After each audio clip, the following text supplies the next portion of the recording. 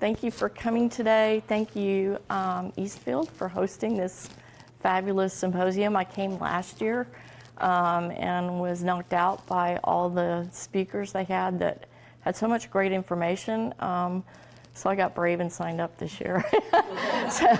So what I hope to do is share some lessons learned. I don't have answers. It's things that we're working on as we develop our climate plan. So a little bit of background on how we got here, some of the primary impacts of climate in Dallas, a little bit of status on where we are on our climate planning effort, and probably the big theme of this presentation is on the role of equity and inclusion in our climate planning, and actually across the board on our planning in the city of Dallas right now. So most of you guys already know this. We're one of the fastest growing cities. We're generally mostly white collar. There's some industry, but it's only about 8% overall of our business. Heavy into technology and financial services right now. We're on all kinds of top 10 lists, which we're proud of, I guess. We are a member of the Climate Mayors. We are one of 434 mayors across the United States that have signed on to meeting the goals of the Paris Climate Accord. Our current mayor has re-upped that. Mayor Rawlings signed back in 2017. Mayor Johnson, 3 days into the office, attended their meeting in Hawaii, presented. He's working with maybe Mayor Turner from Houston on the transportation committee of that group. So we have been coordinating on almost a monthly basis with other mayors across the country that are also doing climate planning. So why are we looking at equity in Dallas? If you go to the first floor lobby in City Hall, there is a giant traveling exhibition on the history of redlining, in particular the history of redlining in Dallas. We have a current council and city manager focus on both social and environmental justice around, in particular, that issue. This was in a September article about our exceptional segregation that unfortunately holds true to today. So we need to focus on equity for a multitude of reasons. One of the big ones is this comes out of the National Climate Assessment, the 4th edition that was put out in November 2018. All of the data across the world actually shows that unfortunately the communities that are most impacted by climate change are those that have the least wherewithal to deal with it. So communities of color, elders, children, lower income communities, and combinations thereof. This is a little bit hard to read, but it's a really interesting and I think important slide. So it tracks from root causes, segregation, poverty, income inequality, to social factors, the ability to afford basic necessities, access to green space, access to affordable health care, social factors, biological factors, age, chronic acute illnesses, mental and physical disabilities, and overall health status. What that leads to is increased sensitivity to climate change. So the more things here that apply to you, the more sensitivity you're going to have to climate change. So we have right now a citywide focus on equity. We have what they call a council manager government, where we have a city council that forms policy. We have a city manager who is the point person on a day-to-day basis for getting stuff done. We've got over 30 departments. We have a new office this year, an Office of Equity and Inclusion. They have provided citywide equity training. When they say equity, it's primarily focused on racial equity, to some degree social equity, but the big focus in Dallas, because of the history of redlining, is on racial equity. And we are one of those. We got combined of 4 different offices a year ago. We have a director, I'm actually the assistant director, and 4 primary service areas EMS and compliance, we help our other city departments towards EMS as an environmental management system. We are certified under the International Standards Organization 14001 certification. We have, I believe, 22 departments that are certified under that, which means we do both internal and external audits of our operations to kind of verify that we are being compliant, we are being environmentally friendly. Conservation management and outreach is relatively new. Air and soil management and stormwater management. And so you can see that we've got basically all environmental media. We've got the outreaching on all environmental media. And the EMS and compliance is really kind of an in-reach function where we work with other city departments, keep them up to speed on the regulations, keep them up to speed on compliance. So, as I said, we mishmashed a bunch of groups together. The top line are the ones that were legacy in the Office of Environmental Quality that was formed back in 2004. Last October, we merged the spill response and stormwater groups together. We added sustainability and community engagement to cover those outreach and in-reach efforts. We added water conservation from our Dallas water utilities, and we added the zero waste program from our sanitation group. So this is just a quick synopsis of what all we did in 2018. We're in the process of pulling similar data together for 2019. During the period of 2018, though, we added 3 new services. We, in January, were asked to do a comprehensive environmental and climate action plan, affectionately known as CCAP for short. We were also given a fabulous man and told to start an urban agriculture program, which is great because food access and actually local food supply is a big deal in this part of the country. And then just 2 months ago, we had an external non-governmental organization, the Texas Trees Foundation, came to us and said, you know, y'all have this urban heat island effect. We have some funding to help you pull together an urban forest master plan. Can y'all put some skin in the game and give us some people at the city and the different affected departments to work with? And so we now have an urban forest management program as well. People are still in a bunch of different departments, but so we're kind of excited about that. It makes us a more full service department.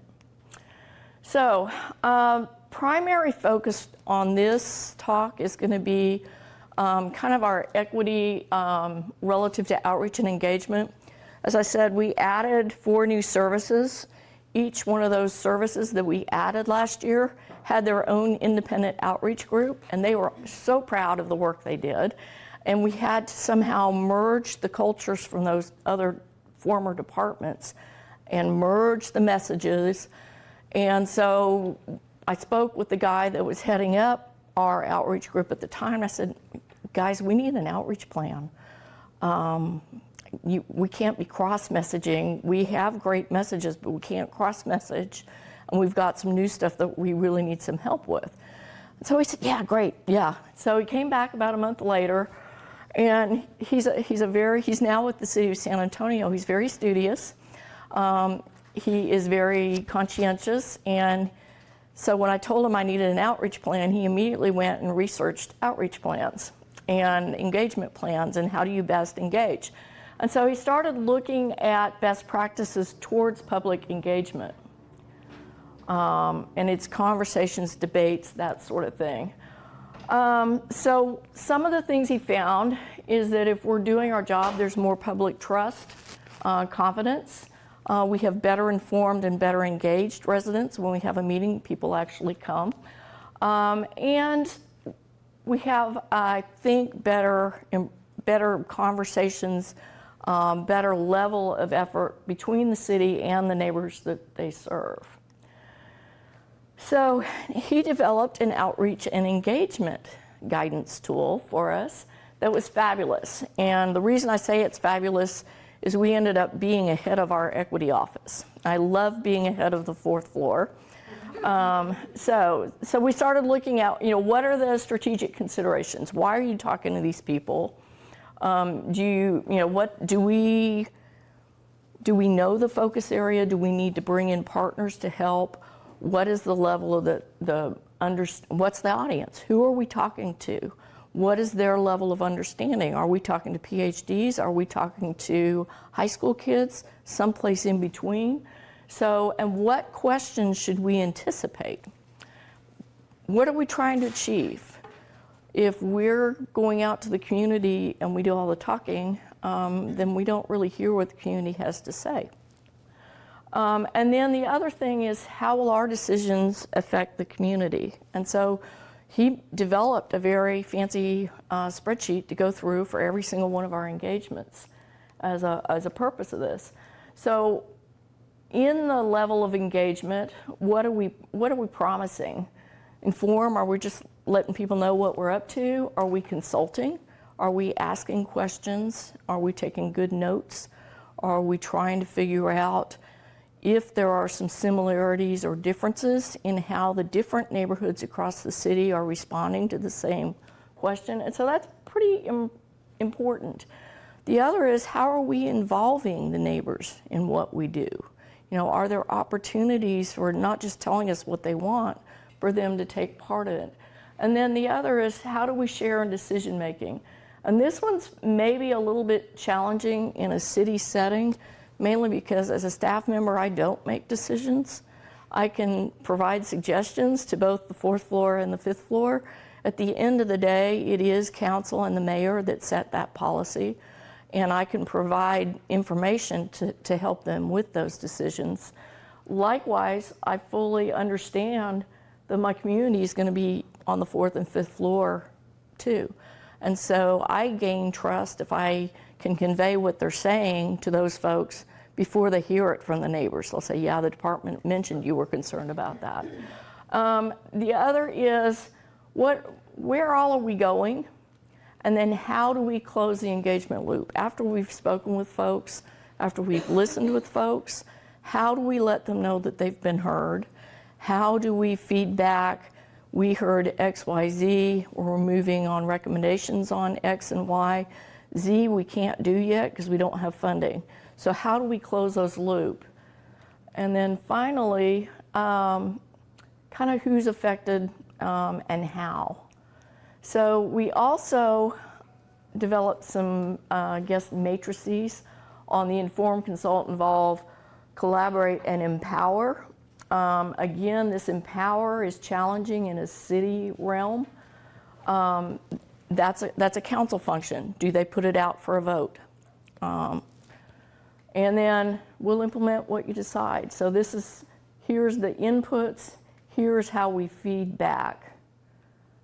And this is pretty consistent with national best practices.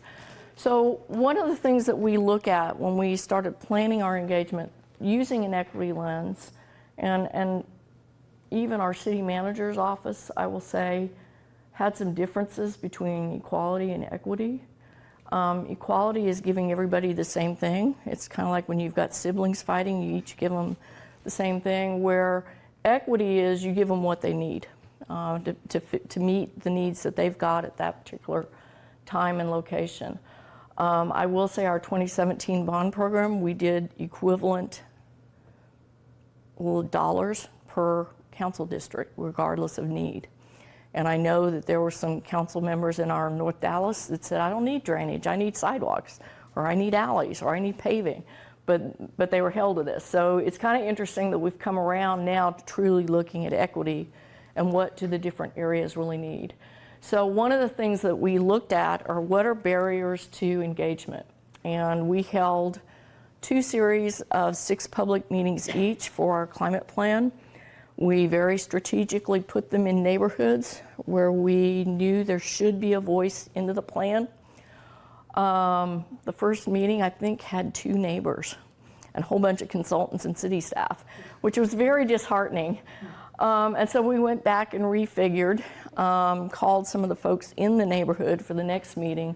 But then the other thing that we noticed is there was something that I call the ice effect, which is there are some communities that don't want to go to government-sponsored meetings because they never know who else might be there, even though they may have very strong concerns. So we revamped so that we were doing online meetings that were recorded so someone can go back and do it at their time. We did meeting in a box where anybody could download the meeting and hold it in a safe place in their neighborhood, at their church, wherever. The other thing we found out is we do have neighbors that have an elderly population. They physically couldn't get to our public meetings, and so we offered rides. So it's like call by 5 and we'll get you there. I think we had one lady that took us up on that. So, and then the other thing is we got on the first round some 3,200 plus responses. That was my summer read. And that is another concern. Some people think that the city is going through an exercise to check the box, they did it. And are you really going to use what the community tells you towards the ultimate solution? And the answer is yes, because we did not go in with a preconceived plan. We still don't have a plan. We're pulling it together from a combination of the two public outreach efforts we did. Actually, we made our consultant look at some 20 plans and 400 actions that we're already doing towards climate change. And we're benchmarking a little bit against other cities. Doesn't mean we're copying somebody's plan, because there's some we looked at and we're like, no, we're not going to do that. That's not going to fly in Dallas for political or other reasons. So we are doing that. The other thing that we have done is we did more online engagement. There is a fabulous tool to use for meetings, which unfortunately I didn't incorporate it. It's Poll EV, and it is software that you can download, and then you can access a poll by phone, and you can get real-time feedback. In several of the meetings we did that at the beginning of the meeting to figure out where people were hearing about the meetings. 90% was from online, and that was echoed with the survey response too that showed the same thing. So we beefed up our online presence. We did translate all of our material. We had it done professionally. I will tell you that we have since had some feedback from a guy from Peru that it wasn't proper Spanish, and a guy from West Dallas that also told us it wasn't proper Spanish, but for two different concerns. So it's one of those go figure. Software again, would you spell that? Poll, P-O-L-L, and then EV, like everywhere. Yeah, it's very, very fun. When somebody goes, oh, we're gonna do a poll, I'm like, oh boy, get out my phone. And we know that we're not reaching the same audience on the same channels, and that's pretty much by design. We know that most of our younger respondents are doing the online, they're doing it on their phone. They did, that's primarily that. In some of our neighborhoods, some of the churches we went to, they wanted paper because they just couldn't deal with the computer thing. And that's okay. We input it for them, and I think it was pretty helpful. So then we get into equity in the climate planning process.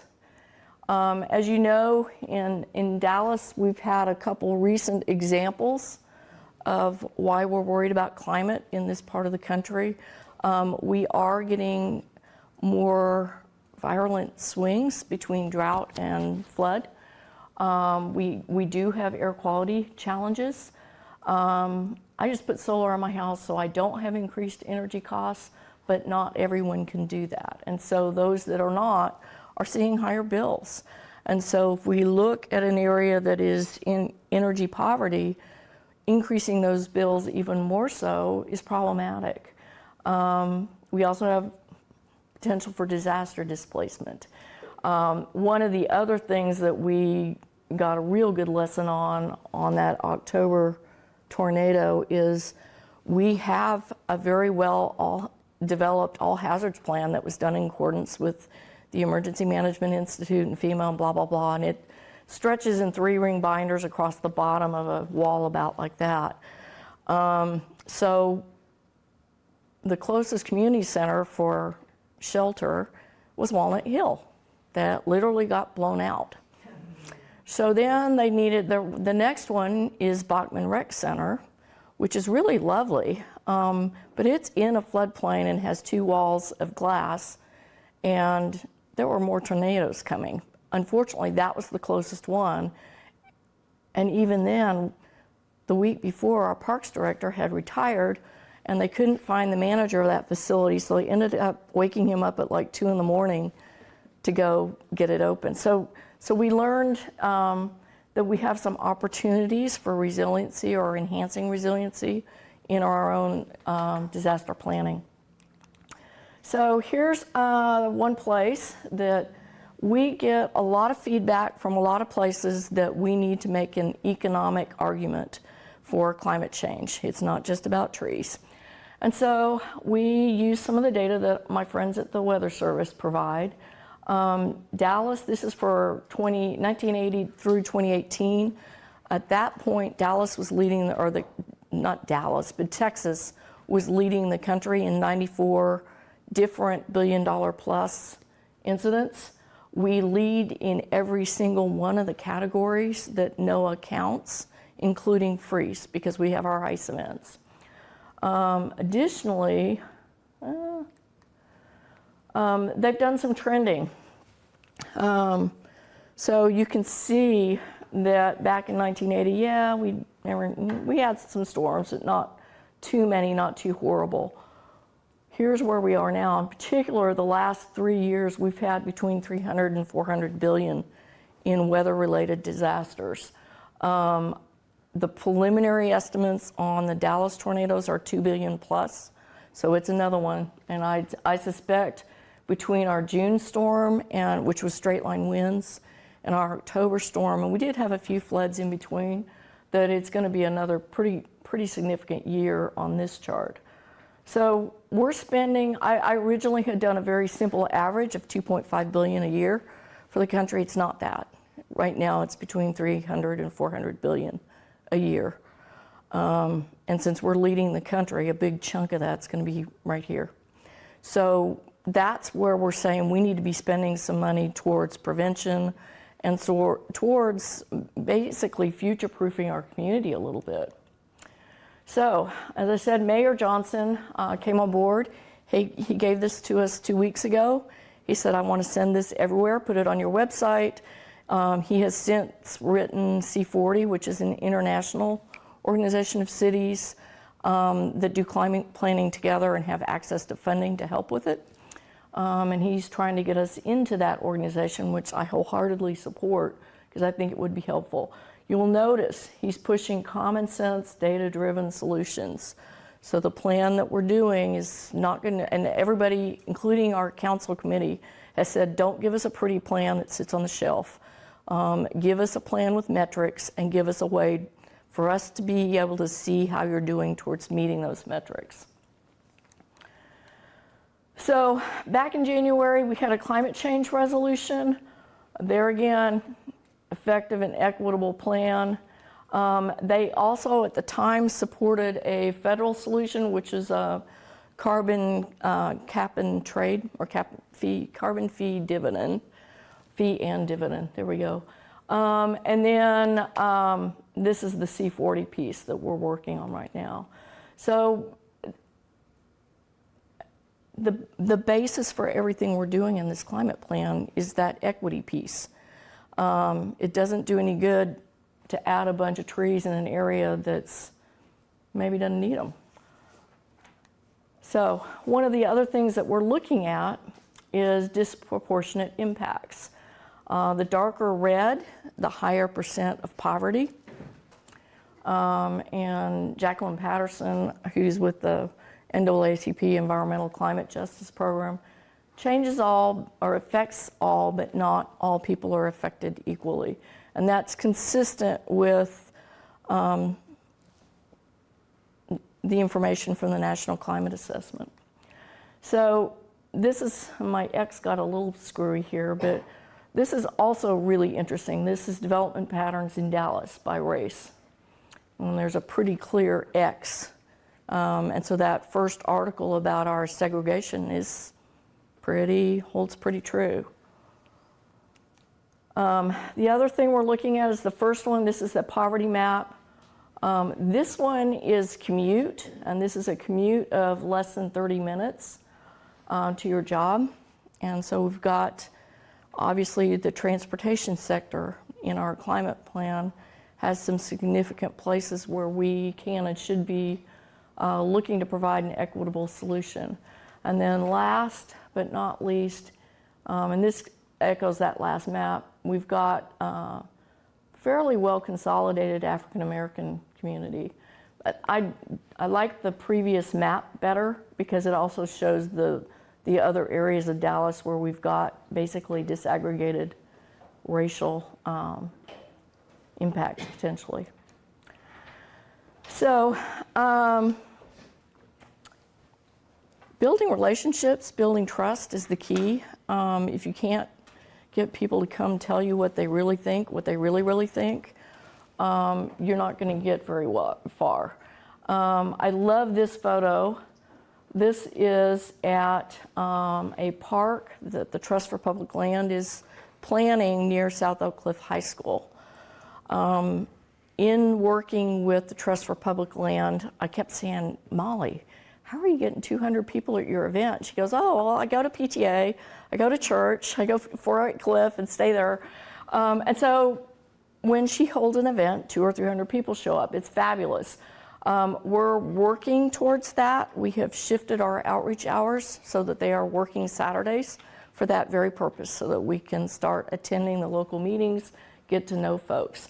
For our CCAP, what we did is we had some folks from JOPI, we had some folks with the Dallas Sierra Club, the Environmental Justice Network, that were calling us pretty regularly. And so we said, okay, who all would you say needs to be on our stakeholder list?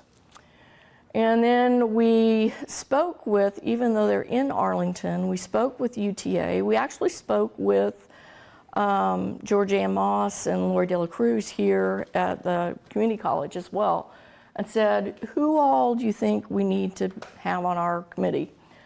And then we spoke with EarthX, because Trammell Crow is, while he's a very green person, he's also very well tied in politically with our business community. And we took those three lists, and as I said, we've been talking with the other cities around Texas to kind of find out how they're doing, what did they do right, what did they do wrong, what would they do differently. And San Antonio just recently put their climate plan out. They had 7 different committees in 7 different focus areas in English and Spanish. So 3 guesses what advice they gave us. Don't do too many meetings. And the other thing is, make sure that you have everybody in the room at the same time. The other advice we got from Austin was, well, we had 250 people on our stakeholders committee. Our meetings were all day long and awful.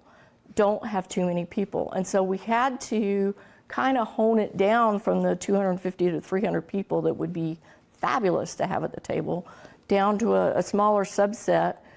And we talked to them and said, hey, can you just make sure that your people that you coordinate with are informed and know what's going on with the plan? And they're like, yeah, we can do that. And we said, we won't meeting you to death. If you can give us 4 or 5 good meetings, we're good. And so that's what we did. Our stakeholder committee has folks, I don't know if we have the slide on that or not. No, we don't. We've got environmental advocates. We have social and racial justice advocates. We have folks from both the hospital districts and academia. We've got business. Yes, we have people from airlines. Yes, we have people from an oil company that is in downtown Dallas on our committee. They are a stakeholder in what we do. They also have the full ability to blow us out of the water if they're not at that table. And so I'm saying this because we've gotten some flack by having business people, and it's like, no, they need to hear what you're saying. So we got a pretty good group. Our approach has been, and that's why we had the 2 different, so our approach has been to go from understanding the challenges and current actions. That was kind of our first round, Defining the vision for the future came out of the feedback, those 3,300 some odd comments. That's how we got the vision. We coalesced and said, okay, what common things are people telling us? We're in the process right now. We have a survey that ended yesterday on defining community-based solutions. That's why I will tell you, we don't have a plan. We're waiting to see what the community tells us. We did get some feedback that we needed to hold it open another week. We did that. But we also have to get it to council before April. So we did that. And then once we have the community-based solutions, then we'll be working to develop a pathway towards implementation. And you will see that we've got, this should probably be extended clear over here. We do have, and I'm very excited by it, Mayor Johnson took 3 months to do his committees, but he's given us our own committee. So we have our own committee. They will be in the lead on here. In my opinion, it's a great committee. They've got someone from West Dallas. They've got representation of South Dallas. They've got representation of what I would call the fiscally contingent group that don't like us spending tax dollars on anything other than police and fire. So and we've had some good conversations with them thus far. So I feel confident that it will be a balanced approach, that they're not going to let us get too crazy either way. The other thing that is really good is that we meet with them once a month. Yeah. Susan, are these stakeholders or the representatives from each group, are they self-selected or? No, they were nominated. They were nominated by, again, the lady from UTA that we worked with formerly did sustainability in our department at the city. And so we knew that she knew our kind of how we did that. And she's fairly well tied in academically with other folks that are working in sustainability. And so they were nominated, and we took kind of a group of people, and we met with those 3 people. We met with also Rita Beving, who's active in Public Citizen, nominated a bunch. In fact, she was pretty active on nominating folks in the worlds of housing, advocacy, both environmental and social, some of that world. So it was kind of a by committee, and then some of them really didn't want to do it, and that's okay. So I'm wondering, you talked about folks who don't want to spend on anything but police and fire. How do you pull them in? Well, it gets into the, well, actually I have another slide that's really scary that I didn't show you because it's PhD level economics.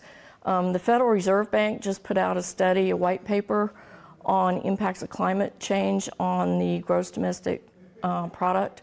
And they're estimating, best case, everybody gets on board with Paris, about a 2% drop in GDP by 2100. Under worst case, it's 14.5% drop. So there are potential economic, and I am not a PhD economist. I mean, it had all the sigmas and the partial differentials. They did it right. So I have that too. So we give them that. We give them what we're spending right now. Every time we get a storm like we just had, we're like, what do you know? That climate change thing, what do you know? So we make that argument. The other thing that we make is, I forgot where I was going with this. Basically, there is an economic argument in and of itself. The other thing is, and it gets into the equity and inclusion and engagement elements, current community philosophy is the more time a city spends in a neighborhood making people happy so they're not annoyed because they can't get to their job, and they're not annoyed because they can't get reasonable food, and they're not worried because their kid has asthma and they can't get them to a clinic. The more that we can take care of those minor annoyances, the less time and less, I guess, the less people that are in that situation are totally irritated with the government for putting them in that situation. And so, to some degree, it's community policing. And kind of a novel thought, take care of the community. Maybe you don't need as many police. So that's kind of the argument.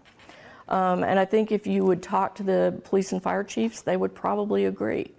We now have some groups within police and fire that are led by psychologists. And it's because they want, when it is a call where it's apparent that there are mental health challenges or issues, and it's beyond straight crime, they try to address that root cause. And so cities more and more are focusing on equity and inclusion and engagement because of that. We spend 60% of our budget on police and fire right now. And they do a fabulous job. I'm not going to say anything bad about them, but that's a lot of money. And if we could divert that to do other things, it'd be great. So this is kind of an overview of what we did. We did the 2 sets of community meetings. We had 6 in each. I will tell you that we did about 100 additional meetings just at community request. So we went everywhere from Council District 3's leadership meeting Saturday mornings to 4 Oak Cliff to the North Texas Eco-Socialists to the Unitarians to the Real Estate Council. You name it, we've been there simply talking to people, getting what they're worried about, what they are comfortable with us doing or not doing. And one of the things that I'll share, and I was talking about this a little bit with Farr that was earlier, after that first meeting when we had 2 people show up, we had some tough love from a group of our stakeholders that pulled in the folks that were doing social engagement for EarthX, their professionals. And they basically told us very gently that our online presence sucked and that our social media programs sucked. And that we needed to up our game, and this is actually something we heard from some of the neighborhood too, climate action in and of itself doesn't necessarily resonate with everyone. And we had a lady at Juanita Craft tell us this. They're like, well, when they told me it was climate, I didn't want to come because I don't care about that. I care about food, and she goes, you're talking about all the stuff I care about. And so we revamped some of our social media to kind of fit that. And so we've got, if you recognize that, that is in South Dallas. So we kind of were trying to play more on, and these are kind of dark, you're not going to be able to see them very well. And I will tell you that we didn't have a professional graphics artist do this. We have a climate coordinator who went to a historically black college for our undergraduate, went to Scripps, basically for climate, for her master's. This is my director's children, and she pulled together, she got the themes and pulled it together. I think that's one of her co-workers at Oddfellows. So we were trying to make our social media message be closer to things that people are worried about rather than climate action. It's the because piece. And it was, I think, probably much more effective. Our planning approach, most cities are doing straight climate action. They're focusing on that. Their development plan is another plan altogether, and their environmental planners are, who knows what happens with that. They don't really focus. One of the things we found is when I was first on the job, the first week on the job, I got a call from our comptroller, and she was panicked because Moody's, who writes our bond rating, this is another one of the financials, wanted to know not if we were doing anything, but what we were doing to address the risk associated with climate change. And Mindy's nodding her head, she's had a similar phone call. So, and it wasn't that they were trying to sell green bonds, they were really wanting to know what we were doing to assess risk and the risk of their investment in the city due to climate. So because of that, I did about 10, 20 phone calls of departments I thought might be doing stuff. That's how we rounded up the 20 plans, because everybody was kind of doing the right thing on their own for probably business reasons. They were trying to make better use of our tax dollars, in particular the water plant put cogeneration on their sludge digester. And so about 50% of the power and it's a 298 million gallon per day plant. It's huge. It's a regional plant. Half of the power for it comes off its sludge. And so they were doing these things independently that together are like, oh, wow, we're doing a lot of good stuff. But that's another thing, is that and it's not just Moody's, the private lenders are also doing that. The venture capital folks are also looking at it. So there's a financial thing there too. But in pulling all those plans together, we realized that it would be really helpful to have everything under one roof. Even though, say, for instance, the transportation department's going to be working on the transportation piece, we kind of want it in under one roof. So we're using a combination of mitigation, which is things to reduce emissions, adaptation, that's my beefing up Bachman and not sending people to a glass building in a tornado. Flood protection. The city has $1.7 billion in unmet needs for drainage. That bond program I talked about, they gave each council district $2.5 million, regardless of need. And one district in particular has a bulk of that 1.6. Guess where? It's right next to the river. It's right where, what do you know? We've got a high minority population. So there's stuff like that that we need to do so that when we get these big storms, it's not as bad.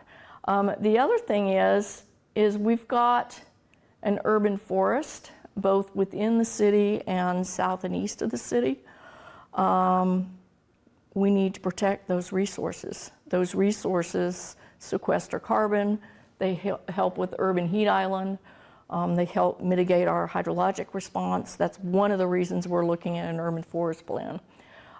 We need to preserve and protect our water source and provide the storage so that we can go between drought and major flood easily without significant impacts. I will say that Dallas Water Utilities does do a pretty good job of looking forward. They've been including climate statistics in their projections as part of their planning for several years now. The other thing that we have started looking at pretty carefully is local food production and food access. We have documented food deserts. Guess where? Actually, I live in one. So, but there's some other things that have come up that make this a little more critical. In 2015, Arnie Winguth with UTA did a study of infrastructure and came to note, and he looked at airports, rail, and roads under a future climate scenario, under best case, worst case. And he wrote about a 100-page paper on it for COG. He's an academic, but basically, at the end of the day, all the lines were red. We're looking at catastrophic transportation infrastructure. So most of our food does not come from a 250-mile radius of Dallas. It comes from the Valley, it comes from South America, it comes from California, it comes from all over. About a month into the job, we had a big thing at council because the farmers market was upset because we were trying to allow another farmers market within a mile, and they really didn't want the competition. So in trying to figure it out outside of the council chambers, we were asking a bunch of questions about, well, why? What came out of it is we found out that the farmers markets around Dallas all get their food from the same relatively local sources, and they really didn't want the competition to raise their prices. And so what that tells us is that we have some opportunities to look at food supply, fairly large scale food supply locally. And it's important, and this goes beyond community gardens. Community gardens are great, they're good for building community. The places where we need them, you have people working 2 or 3 jobs, or they're elderly, or they're children. Those people aren't going to be growing their own food. And they're not going to be growing enough to feed a whole neighborhood or a whole city. And so the other thing is, if you look at the expected temperature increase with 40 to 60 more 100-degree plus days in 2100, it's down the road, but that's the worst part of summer. Nothing's going to be growing unless it's like indoor in a temperature-controlled facility. So we're looking at that pretty heavily. We do have a food innovation challenge right now. If you Google that in Dallas, our Office of Innovation is looking for ideas, and it's a collective. I will tell you, this effort is a collective effort of about 15 to 20 different departments internal to the city, and we have nonprofits outside the city that we're working with as well. Have y'all looked into what Detroit's doing in terms of urban agriculture? No, right now our poster child for that is Atlanta with their Atlanta program. They have But- more urban agriculture in Detroit than any city. Right? Really? Cool. I wonder if that's how they're using their old factories for that. Probably. And that's something we're looking at. We're looking at strip malls. We're looking at some of the places where they formerly had manufacturing, because that kind of a facility really, it's not as temperature controlled as we would like, but space-wise, it works. Here's our timeline. Overall, we're kind of in here, where we just closed the second series. This kind of moved up a little bit. And we're looking at meeting with our stakeholders, internal and external, first part of December.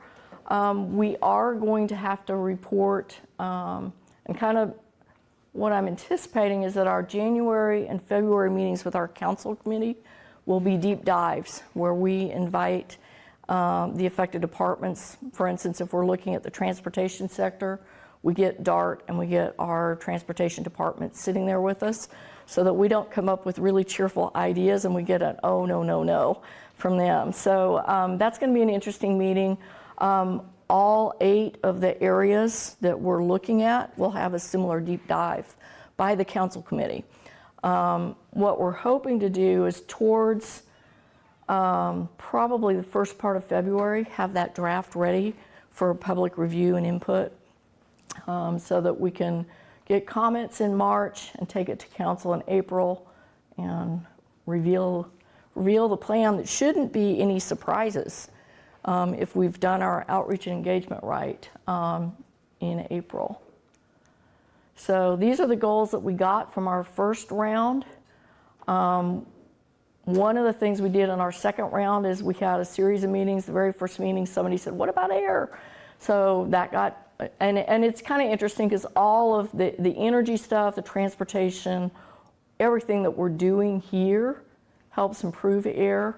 What we're looking at is both working with TCEQ for additional regulatory monitors and working in specific areas with non-regulatory air quality monitoring to kind of help provide the metric on these others. So we're looking at types of actions in the plan, mandates or ordinances. You have to do this. Our friends in the business community aren't real excited about that. They are excited more to removing barriers to participation, which is rebates and incentives. And in the equity world, that's what we're looking at, particularly as we look at some of our substandard housing stock. How do we help those folks get their facilities so that they're comfortable to live in, and so that people aren't paying a huge piece of their salary just to stay warm or cold. And then one of the things that came out of the first batch, and actually to some degree what we're seeing on the second batch, is a need for more robust education. People say we would do it if we just knew where to go, how to do it. And so that's one of the things that we're looking at, beefing up that piece, just to help get information. And certainly if we're doing rebates or incentives, we would need information on how to get to those. So we're looking at that. This is the website where we've got pretty much everything we've done to date. The folks that are on those stakeholder committees are on that website. We've got recordings of the meetings. We've got the meeting notes and presentations. Just about everything we can think of. Some of the background information. If you really want to work on your insomnia, that white paper from the Dallas Fed is there. And you can read it. It is extremely interesting, and considering that they looked at all 10 formal business sectors and saw losses across all sectors, not just housing, not just transportation, was a little scary, actually. So lessons learned, data's vital. We're learning that the more we communicate earlier in the process, the better. Our stakeholders, actually we haven't had too much trouble, but we are trying to get them more engaged. Realistically, having a daytime meeting of 4 hours long is hard for some stakeholders. They have to take off work. And so we're not trying to do it too often, and we're trying to make the best use of their time when we do that. And then this was one that we learned internally, the equity versus equality. So we learned the ICE factor. We know that Jim Crow laws, we know that redlining, we know that that's been going on for years and years. We are not going to probably do a very good job of that overnight, but it doesn't mean that we shouldn't at least try. So, we're having those conversations. We're trying to fix 50 to 100 years of bad policy without making more bad policy. And at the end of the day, we're trying to make Dallas a better place to work. So, Well, thank you, Susan. thanks.